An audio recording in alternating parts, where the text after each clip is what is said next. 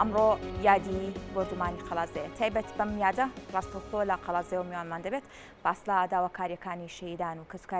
داواکاریەکانی کە سوکاری شەیدان دەکەین و هاوکات تایبەت بەم یادا کۆمەڵێک چارەکی و مەراسیم ڕێکخراوە باس لەم بابەتە دەکەین بە میوانداری زۆر بەڕێز ئیبراهیم محەیدین بەڕێوەبەری شەهیدانی قەڵازێ. کاک ئیبراهیم سپاس بۆ ئامادەبوونی بەڕێستان. دیارە ئەمڕۆ 49 ساڵ بەسەر بۆردومانی قەڵازێدا دەپەڕێت. پەیامی بەڕێستان لەم ڕۆژەدا چییە؟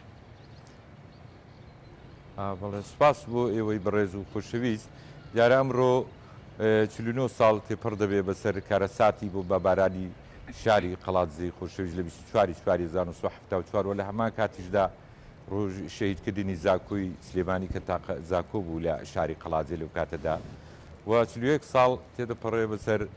ڕاپەڕینە شکۆدارەکەی 24/1982 کە لەو شارەدا کە لەو شوێنی کە ئێستا ئەمەلی وەستاوین خەڵکی تێکۆشەر و قارەمانی ئەو شارە بە جۆش و کوڕشێکەوە خۆشاندانێکی جەماوەریان ڕێخست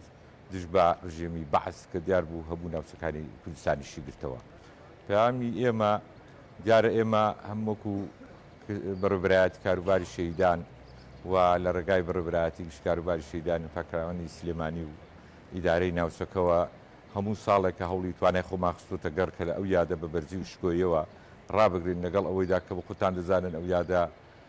دوو حەدەسی گەورەی مێژووی لە مێژووی گەلەکەماندا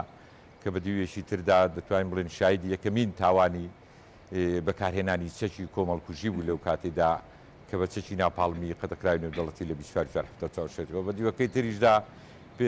بوو بە پێشەنگی تێکۆشان و خەبات کە ڕوبەڕووی ڕژێمی بەعسی فاشیش بۆ لە ساڵی 1970دا. بۆیە لەو یادەدا هەوڵی تەواومان داوە کە بە بەرزی و پرشکۆیە بگرین کە چەندین چالاکی تێدا ئەنجام بدرێت کە یەکەمین شت ئەوەیە کە ئێستا ئێمە لەو شوێنەی وەستاوین بۆ چۆن دەڵێ ینی بۆ ڕێزگرتن لە گیانی پاکی شەهیدان کە ئەو ساڵ لە چاو ساڵەکانی تر بڵێن بۆنیشی تایبەتە و بڵێن یادێکی تایبەتە کە دەکەوێتە پشۆکانی جەژنەوە بڵێن وەکو پێویست نەتوانرا زۆر چالێکەکان بفراوانی بکرێەوە لە هەمان کاتیشدا پشۆکانی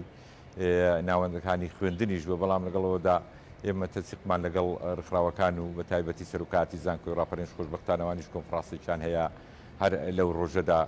کە لە سی مانگ بەڕێوە دەچێت بۆ چەندین بڵاوکراوەی تریشەیە کە بۆ نمونە لێرە تایبەت بە 24 ڕاپەڕین کەمەڵ بە 24 ڕێخستن و هەندێک لە حیزبولانە سیاسەکانیش کردویانە. دیارە ئەو یادا بۆ خۆتان دەزانن کە یادێکە لە ڕاستیدا نۆکەر بۆ پشتەریەکان بەڵکو بۆ مێژووی سیاسی گەلەکەمان دەور و ڕۆڵی کاریگەرێکی گرنگی هەر ئەوەشە کە حکوومەتی هەرێم 10 ساڵ لەمەوبەر بە بڕیارێکی فەرمی لەگەڵ لە پاڵ یادەکانی تری کوردستان کە ئەوانەی جینۆسایدی بەسەرگەلی کوردستان هێنا بە بڕیارێکی فەرمی 24 شاری قەڵاتزەی بە ڕۆژی شەهیدی زانکۆ ناساندووە. بۆیە لەو ڕۆژەدا هەموو دام و دەستگا حکوومیەکانی بە تایبەتی زانکۆ پەیمانگاکە مولزەم کراون کە ئەو یادە بە بەرزی و پشکۆی ڕاگرن کە بەکردنەوەی چەندین چالاکی زانستی و هونەری و ئەدەبی ئەوەدا. ئەوەی کە گرنگە لێرەدا ئێمە سەرڕای لە پاڵ یادکردنەوەی ئەو کارەسات و ڕاپەڕین ئەو ناوچەیە بە خۆتان دەزانن هەمیشە لە پێشەوەی قوربانیدان و تێکۆشان و خەباتدا بووە لە هەموو شۆڕشەکاندا بە تایبەتی لە شۆڕشی نوێ و دوای ئەوەش لە شەڕی دژی تووریستانی داعشیش ئێرە پێشەنگ بووە کە چەندین شەهیدی قارەمانی داوە. بۆیە دەکرێت لێرەدا حکوومەتی هەرێم بەڕاستی ئاوڕێکی جدی زیاتر لەو سنوورە بداتەوە کە بە تایبەتی بۆ کە سوکاری سەربەرزی شەیدان کە چەندین پرۆژەی تەواو نکراوەیە تەواویان کە کە بۆ نمونە ڕێگای دووسایدی قەڵاتزێ بۆ دەربەند و تەواوکردنی قۆناغەکانی مۆنومنتی شەیدانی قەڵاتزێ کە چەندین ساڵە بەردی بناغیدانداوە و قۆناغێک تەواوانی تر تەواو نەبووە و چەندین پرۆژەی تر هەیە وەکو بەنداوی دڵگایانی چەندین شتی ترمانەیە لەو شارەدا کە پێویستی بە ئاوەدانکردنەوە پرۆژەی زیاتر هەیە. بەڵێ کاک ئیبراهیم دیارە لەگەڵ ئەوەی کە باسەوە دەکەیت کە هێشتا خزمەتگوزاریەکان لە جێی خۆیدانیا هەمان کاتیش کە سوکاری شەیدان داواکاری و پەیامی خۆیانەیە و زۆر جار کە سوکاری شەهیدان لە یادی کارەسات بارەکانە پەیامەکانی خۆیان دەگەێنن. بە دیاریکراوی لە قەڵازێ داواکاری کە سوکاری شەهیدان چییە؟ سوکاری شەهیدان هەمیشە لەگەڵ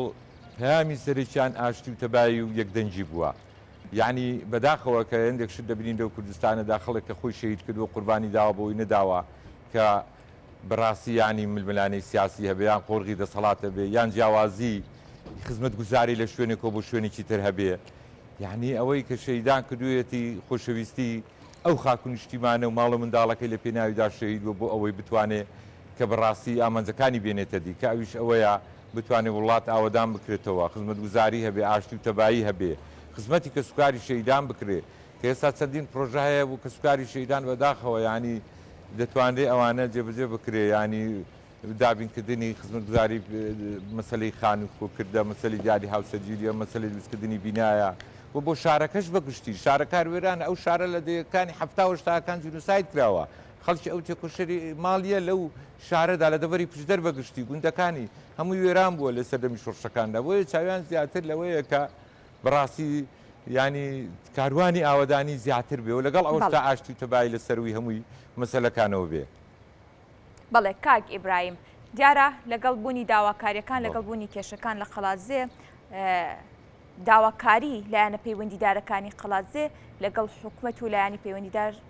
هەبوو بۆ جێبەجێکردنی تەواوی ئەو داواکاری و مافانەی کە هاوڵاتیانی قەڵاتزێ کە سوکاری شەهیدان داوای دەکەن؟ بەڵێ ئەمە داواکاریەکان ڕاستەکەی چەندین جارە بەرز کراوەتەوە ڕاستە خزمەت گوزاری کراوە ینی بەڵام لە ئاس ئەو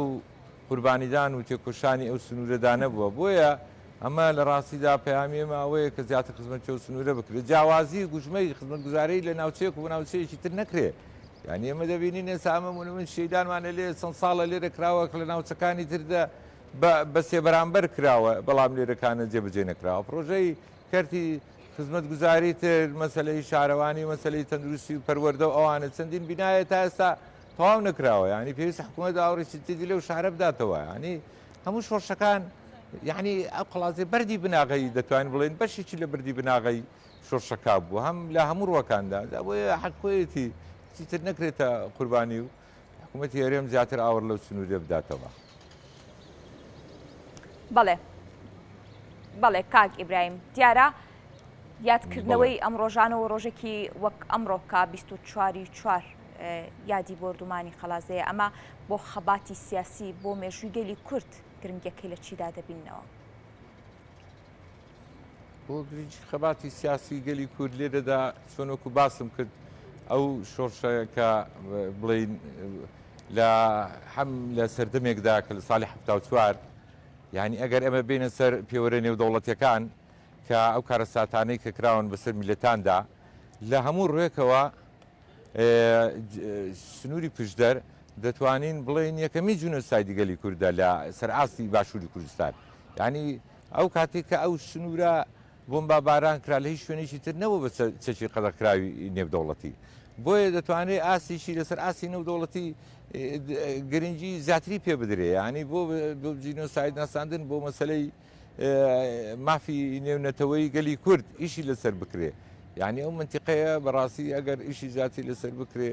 دەتوانێت مافەکانی زیاتر دەستەبەر بکرێت کە بە تایبەتی لە مێژووی سیاسی گەلی کووردا ینی ئێستا بۆ نمونە ڕاپەڕێنی 1992 ینی دەتوانین بڵێن خەباتیشی تازەی داهێنانێکی نوێ بوو لە خەباتی ڕخراوەیدا لەسەر دەمی شۆڕشی نوێدا یعنی ئەوە دوای ئەوەی کە لێرەکانە خەڵکی تێکۆشتەری و زەحمەت چێش و چاونەترسیێرە هەڵبەتا بۆ مێژوو بە پشتیوانی ڕخسنەکانی یەکێتی نیشتیمانی کوردستان ئەو کاتێک کە لێرەکانە بوون هەرێمی دەی جوتیاران و بەشێکلانە سیاسیەکان ئەو جۆش و خڕۆشەی کە کرا کە توانی بەحس لێرە بتۆقێنێ کە دوای ئەوەی کە ئەو پیشاندانەکرا تەواوی کوردستانیشی گرتەوە کە بوو بە دەنگدانەوەیکی گەورە کە ڕژێم لێرەکانە بە هەموو شێوەیەک سڵ بکاتەوە لە قارەمانەتی تێکۆشانی خەڵکی کوردستان و بە تایبەتی خەڵکی سنووری پشدەر. بەڵێ کاک ئیبراهیم وەکو کۆتا پرسیارم لە یادی 49 ساڵەی بردومانی قەڵاتزە پەیامی بەڕێستان چییە؟ پەیامی ئێمە پەیامی یەکدەنگی و یەکهەڵوێستی گەلی کوردستانە پەیامی ئێمە خزمەتکردنی کەسوکاری و ماڵباتی شەهیدانە پەیامی ئێمە ئەوەیە بەڕاستی دەست لە ناو دەست هەمومان ئەوانەی کە بەداخەوە بۆ نمونە ئێستا زۆر جار باس لە یان گرفتێک لە یادکردنەوەکاندا دەکەن ئێمە لەگەڵ ویست و داخوازی کە سوکاری شەهیدان داین بەڵام پێمان وایە کە بەڕاستی بە دوورخستنەوە لە یادەکاندایان یان نەکردنەوەی ئەوە دەبێتە پراوێزخستنی ئەو یادانویا ئەو شار و ئەو منتیقانە چونکە هەم ئامانجێکی یادکردنەوەی ئەو شەهیدانە ئەوەیە کە بەڕاستی ناساندنی ئەو تاوانەیە دەرحەق کە ڕژێم کردوویەتی بە گەلی کورد و ئەو ناوچانەی کە بە جنوسایدی بەسەر هاتووە بەڕاستی پێت بڵێم ئەوە پەیامەکانی ئێمە بوو کە بتوانین لێرەدا زیاتر گرنگی بە سنووران بدەین و بە تایبەتی کە سوکاری شەیدان و ئاشتی و تەبایی و یەکدەنگی گەلی کورد بێت. بەڵێ زۆر سپاس بۆ بەڕێستان، زۆر سپاس بۆ ئیبراهیم محەیدین بەڕێوەبەری شەهیدانی قەڵاتزێ.